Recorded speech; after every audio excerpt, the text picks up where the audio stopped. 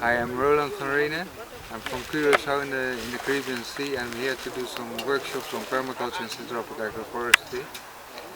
And syntropic agroforestry is the food forest part of permaculture, let us put it like this way. So permaculture is a very diverse science, very complete science. It contains about subjects like water harvesting, housing, energy, all those kind of things. But one topic is food forest, and syntropic agroforestry is the latest food forest topic of permaculture. So we're here to build up with the students a complete syntropic agroforestry system. Syntropic agroforestry has been developed in Brazil since the last 30 years, and it's proved to be a very abundant system. You grow a lot of crops and also regenerate the land at the same time.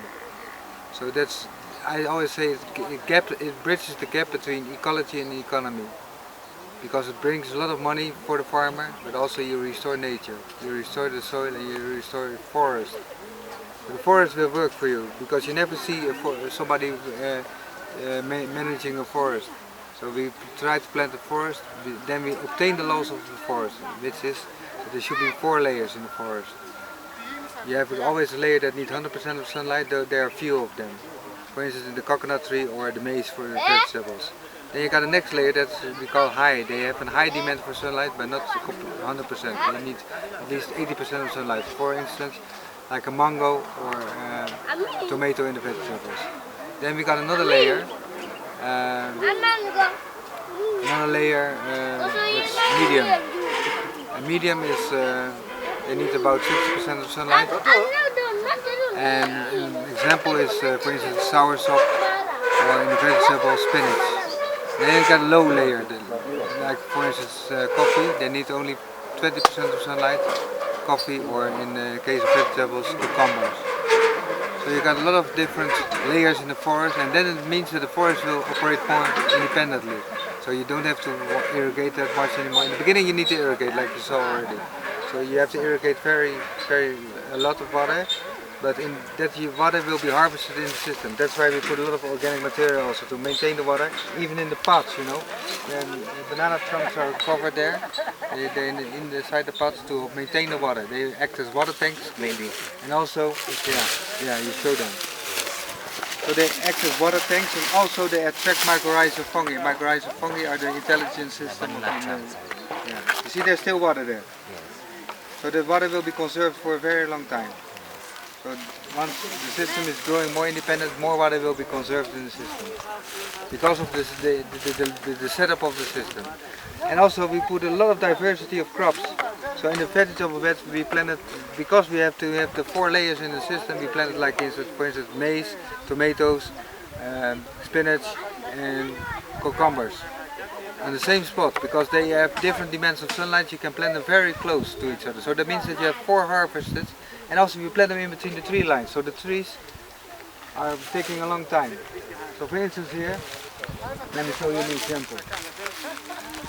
Here we got banana. Here we will plant the coconut tree, though they're not indigenous in this place. And this is a citrus tree. But since citrus doesn't like too much sunlight, we planted cassava next to it. Here's cassava.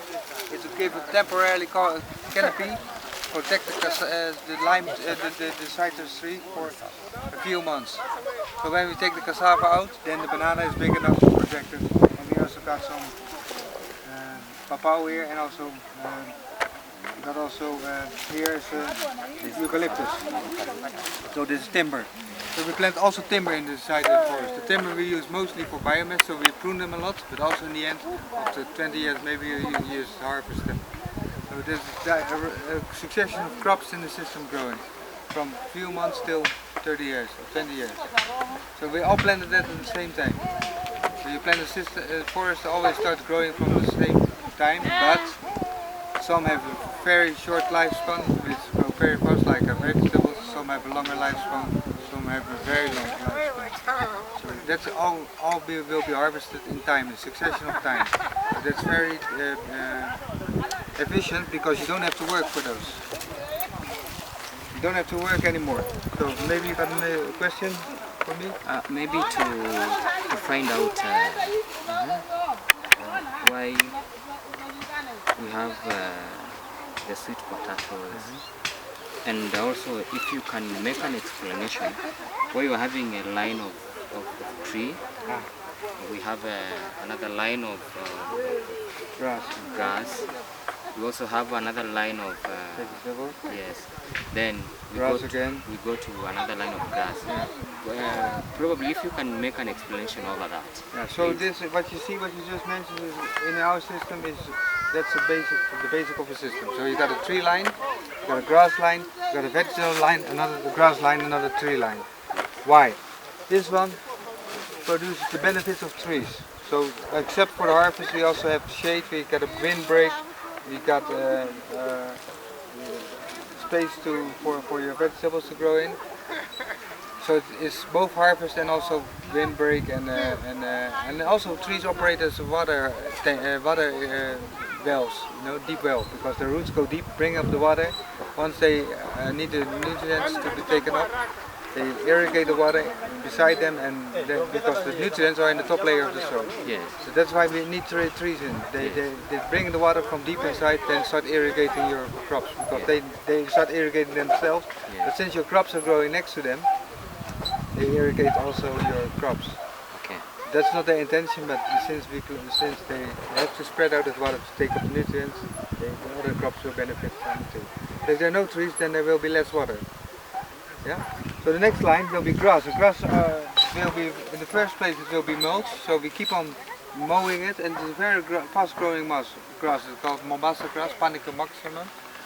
We cut it after they mount up. We cut it every 2 weeks, 2-3 weeks. So it will regrow and give us a lot of mulch. So we don't have to bring in mulch from. And mulch is to cover the earth, to protect it against sunlight, to prevent evaporation, also attract the right fungi and the right bacteria that will make the nutrients available for your plants. So yes. Without those fungi, without those bacteria, your plants cannot take up food. Yes. And they cannot take up the nutrients. So then we got a vegetable line. Vegetable line can be just one crop, like we choose to be here. But since they already profit from the diversity, we put in here. Here we got a lot of different vegetable crops between trees. Here we got the grass, here we got the vegetable, only sweet potatoes in this case. Then we got another grass bed, because we want to have a lot of organic material.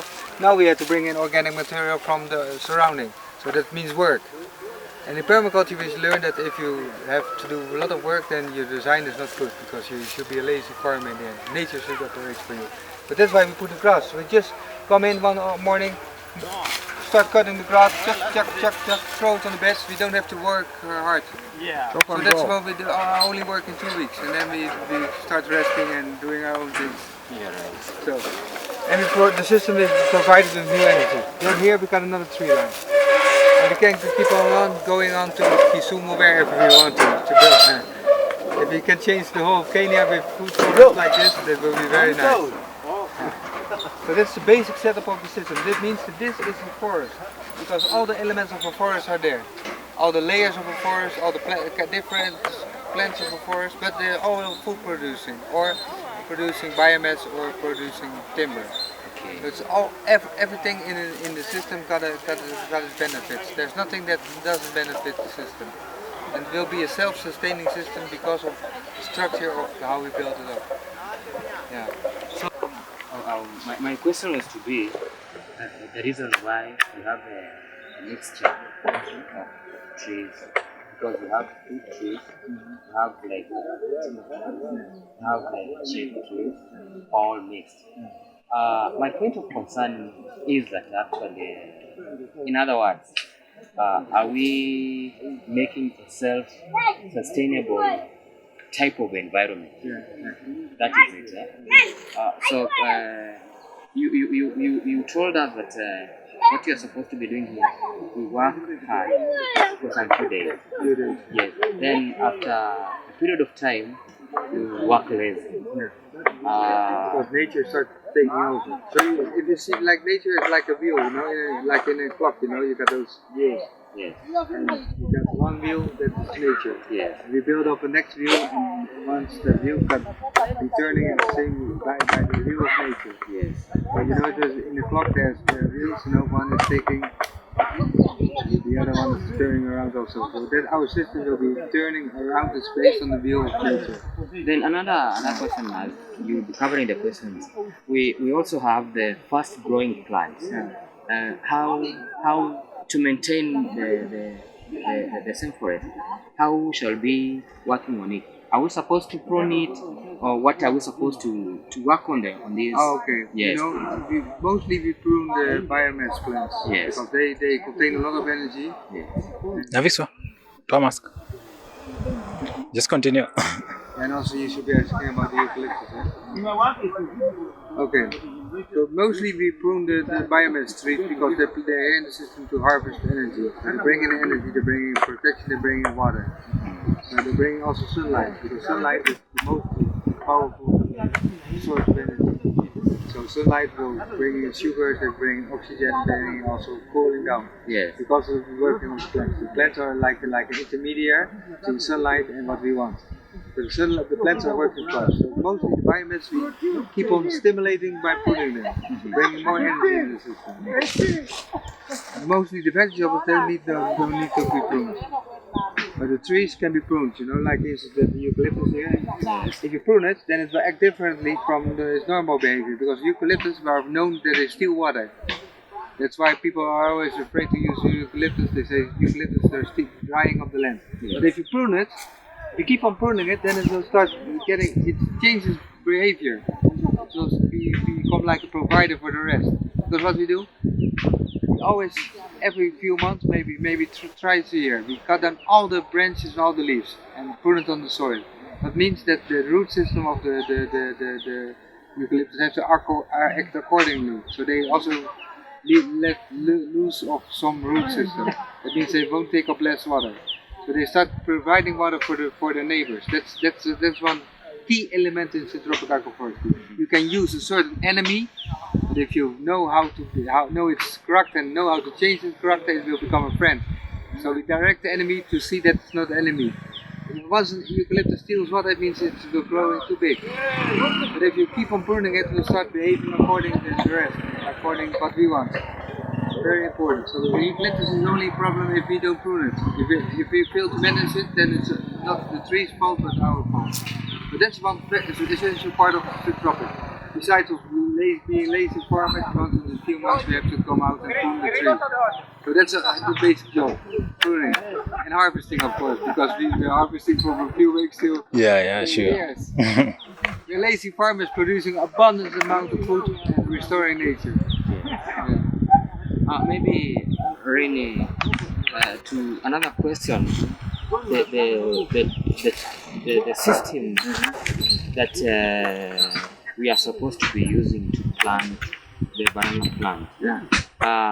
Normally, especially in Africa, in Kenya, Also in our place. yes, we've been planting. You go to the farm, get a sack, come dig the hole.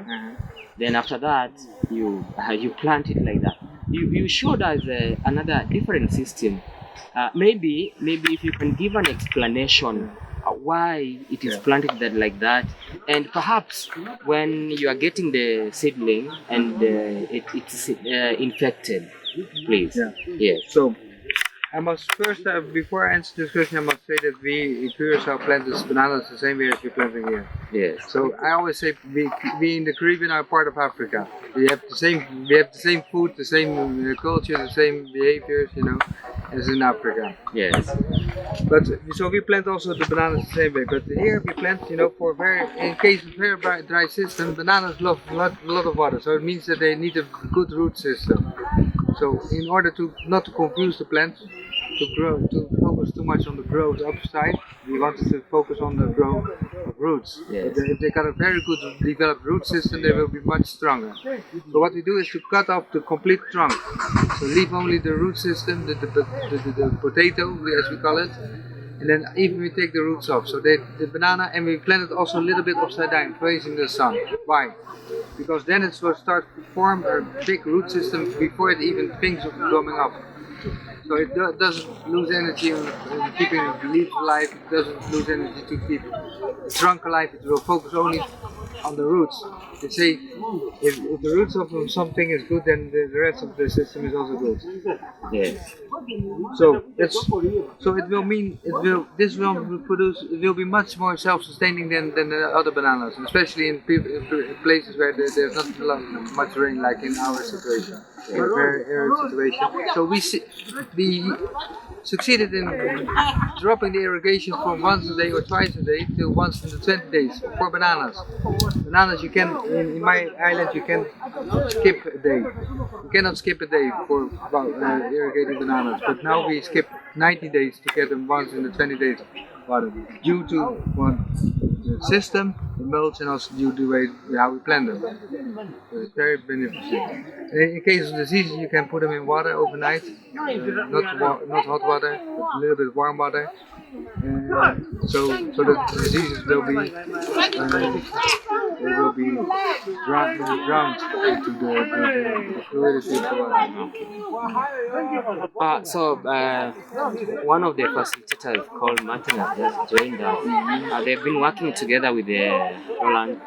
Maybe if we can have a word to the Seeds of Freedom. Yeah, I'm grateful to join the meeting. My name is Martin Joga. I'm one of the facilitators at the Business Permaculture Institute. I want to say that Seeds of Freedom have been good to us. They have shown us that they have experience, and again, they were really ready to learn. Hope going forward, we are going to achieve much more and better. And we cannot forget to remind ourselves about the syntropic and the permaculture principles. And one of the ethics is about regenerate the world and protect the planet. That's what we are all about. Yeah, while producing a lot of food. Yeah. In precise, actually, we're on the farm. This is where we've been doing our practicals, and it has been so beneficial. As a team, and personally as a team leader from the Seeds of Freedom, we've really enjoyed. We've really been happy being here. And one of the principles that Roland told us is that no bare land, no bare soil. No bare soil. No bare soil. Yes, we are not supposed to leave any soil bare, because all the plants are beneficial. That's why Martin was talking about regeneration. Yeah.